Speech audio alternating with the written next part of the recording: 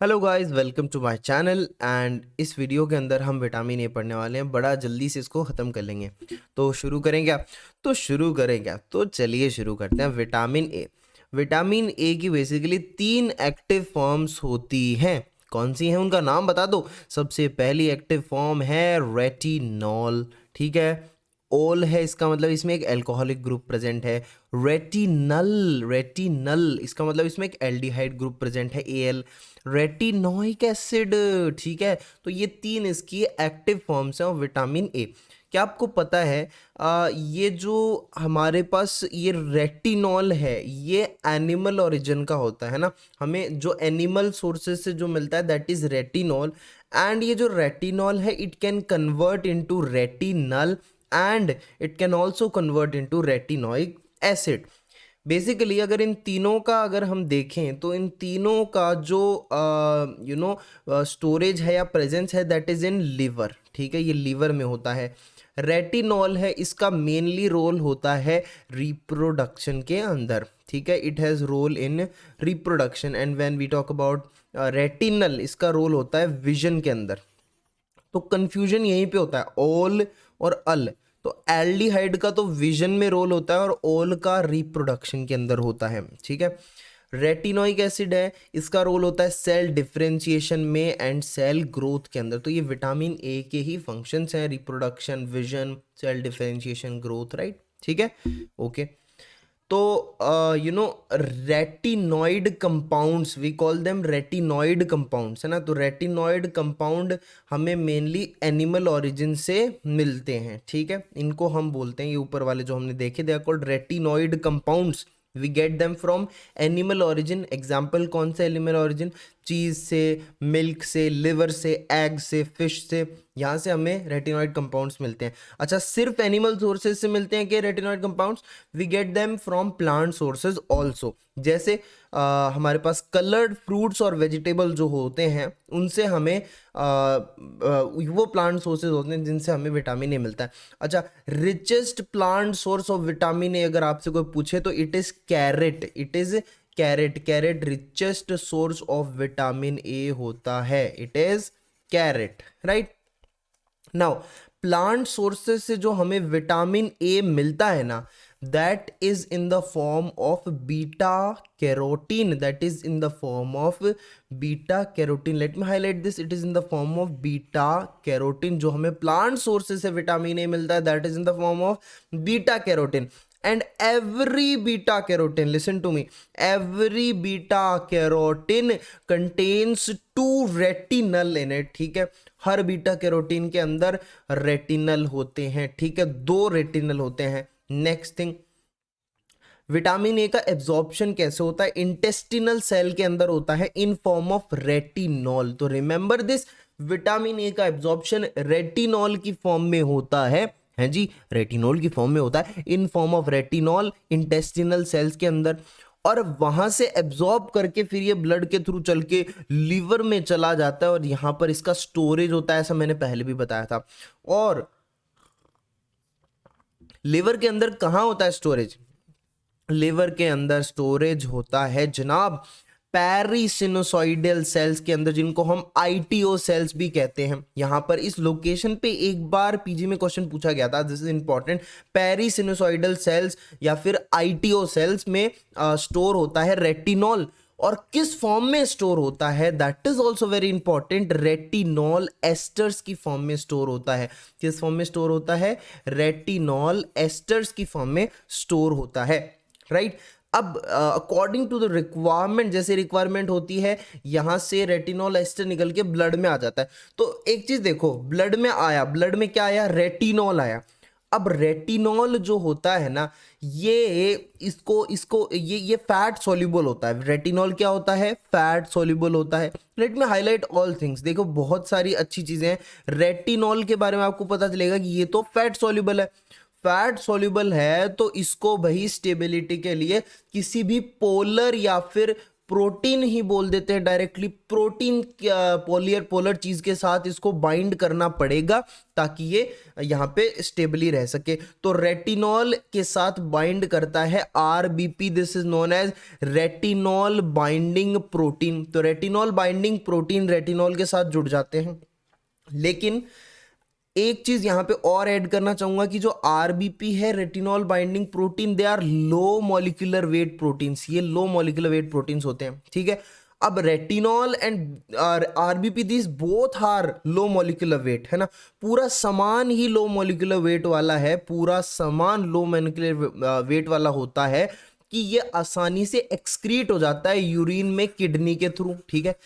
मतलब ये पूरा जो कॉम्बिनेशन है हमारे पास, ठीक है, ये जो कॉम्प्लेक्स बन रहा है रेटिनॉल प्लस आरबीपी का, this is low molecular wait, that's why it is excreted through kidney, ठीक है, यूरिन की फॉर्म में एक्सक्रीट हो जाता है। तो हमें ऐसी कोई बड़ी चीज, मैंने यहाँ पे हिंदी में लिख दिया बड़े सिंपल में कि हमें कोई ऐसी बड़ी चीज, कौन सा हाईलाइटर लें जो इसको अच्छे से कर पाए, लेट्स ट्राई।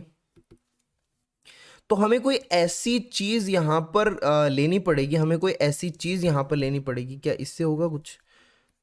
ओके, तो हमें कुछ ऐसी चीज इनके साथ जोड़नी पड़ेगी ताकि यूरिन के अंदर इनका लॉस ना हो, राइट। तो ऐसी चीज क्या जोड़ें जनाब, क्या जोड़ें ऐसी चीज की यूरिन के अंदर इनका लॉस ना हो? तो यहां पर जोड़ दिया जाता है ट्रांसथायरेटिन, ठीक है, ट्रांसथायरेटिन यहां पर जोड़ दिया जाता है। रेटिनॉल, आरबीपी एंड ट्रांसथायरेटिन का एक कॉम्प्लेक्स बन जाता है, इसको बोलते हैं हम टर्नरी कॉम्प्लेक्स। क्या बोलते हैं?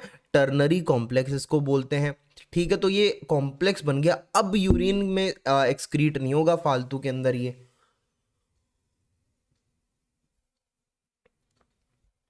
ओके। नाउ एक बार इस वर्ड को तोड़ते हैं, ट्रांसथायरेटिन, ठीक है। ट्रांसथायरेटिन है, इसका पुराना नाम था प्री एल्ब्यूमिन, पहले इसको प्री एल्ब्यूमिन नाम से पुकारा जाता था, लेकिन अब इसका नया नाम है ट्रांसथायरेटिन जो हम पढ़ रहे हैं। इसको 3 पार्ट में तोड़ देते हैं, ट्रांस, थाय और रेटिन में। यहां पे ट्रांस का मतलब होता है ट्रांसपोर्ट, थाई का मतलब होता है थायरॉक्सिन एंड रेटिन का मतलब होता है रेटिनॉल। इसका मतलब ये ट्रांसपोर्ट करता है of thyroxine and retinol, right. Now what is the role of vitamin A in vision? Vision के अंदर बेसिकली कौन सी फॉर्म का रोल होता है? रेटिनल का रोल होता है, एल्डिहाइड फॉर्म का रोल होता है विजन के अंदर। यहाँ पर एक साइकिल चलती है जिसको हम बोलते हैं वाल्स विजुअल साइकिल। ये साइकिल क्या है, इसको थोड़ा सा समझ लेते हैं। ये साइकिल क्या है, देखो हमारे पास 11 सिस रेटिनल है, सिस रेटिनल है, एल है, ओएल नहीं है, याद रखना। सिस 11 सिस रेटिनल है हमारे पास, इसके साथ ज्वाइन होगा, कंबाइन करेगा ओएप्सिन, ठीक है, ऑप्सिन कंबाइन करेगा इसके साथ। और कब कंबाइन करेगा? इन डार्क लाइट। ये रिएक्शन कब होती है? डार्क लाइट के अंदर होती है। तो 11 सिस रेटिनल के साथ ऑप्सिन कंबाइन करेगा इन डार्क लाइट, और क्या बनेगा? बनेगा रोडोप्सिन। क्या बनेगा जनाब? रोडोप्सिन बनेगा।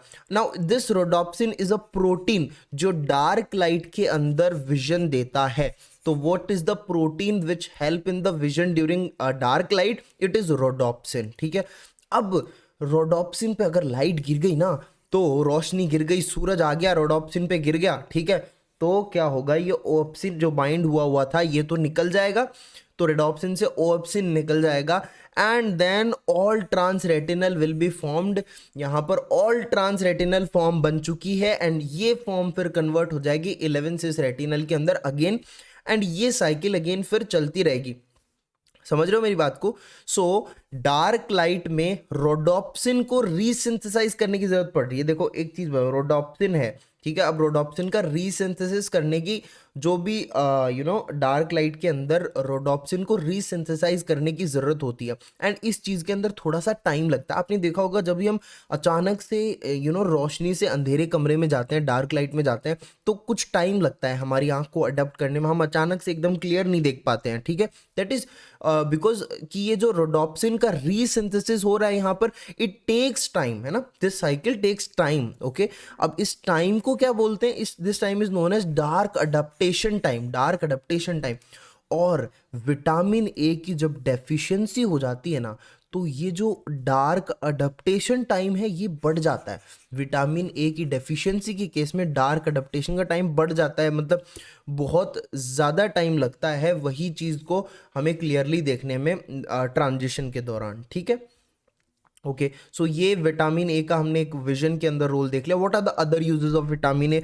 विटामिन ए एंटीऑक्सीडेंट की तरह काम करता है। अरे एंटीऑक्सीडेंट तो हमें मतलब कुछ और विटामिन भी थे जो हमने पढ़े थे जो एंटीऑक्सीडेंट का काम कर रहे थे। विटामिन ए था जी, विटामिन सी था, विटामिन ई था, एस याद रख सकते हो आप। तो विटामिन ए सी ई, ठीक है, ये एंटीऑक्सीडेंट्स होते हैं, ठीक है, ये एंटीऑक्सीडेंट्स होते हैं। एंड इन दीज जो विटामिन सी होता है it is water soluble and these both are lipid soluble, ठीक है। Then next function is photo protective. It vitamin A is photo protective. देन हमने वो रिप्रोडक्शन वाला रोल पढ़ा था ना, स्टार्टिंग के अंदर ही हमने देख लिया था। रिप्रोडक्शन, सेल डिवीजन, डिफरेंशिएशन, है ना, cell growth and differentiation vision में होता है, रिप्रोडक्शन में होता है, ये भी रोल्स हैं, ठीक है।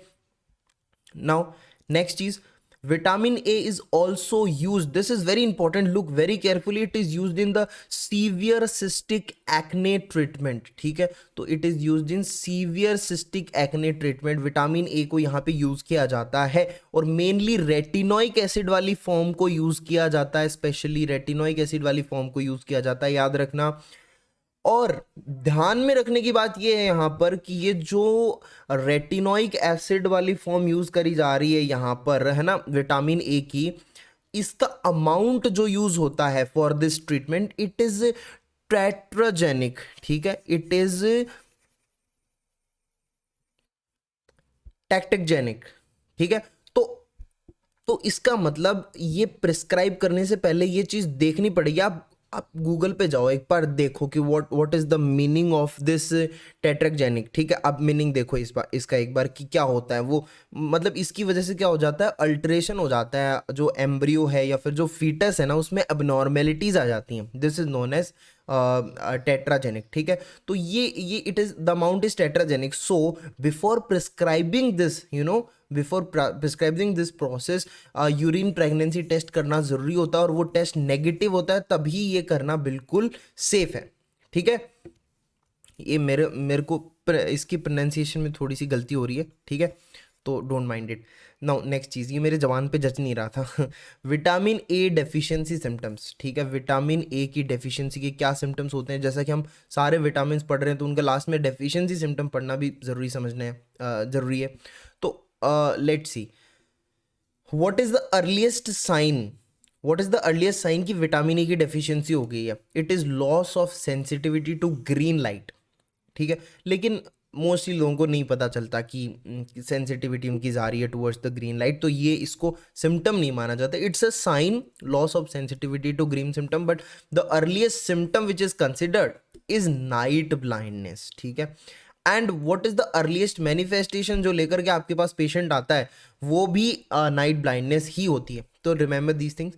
And most specific manifestation, when we talk about what is the most specific manifestation, it is Bitort's spot, it is Bitot या Bitot spot जो होता है, क्या होता है? देखिए ध्यान से सुनिए, यहाँ पर ये आप देख पा रहे हो, यहाँ पर ये फोमी अपीयरेंस हो जाती है कंजक्टिवा पे, ऐसा फोम सा लगता है आपको, तो it is foamy appearance in conjunctiva, it is Bitot's spot, ठीक है।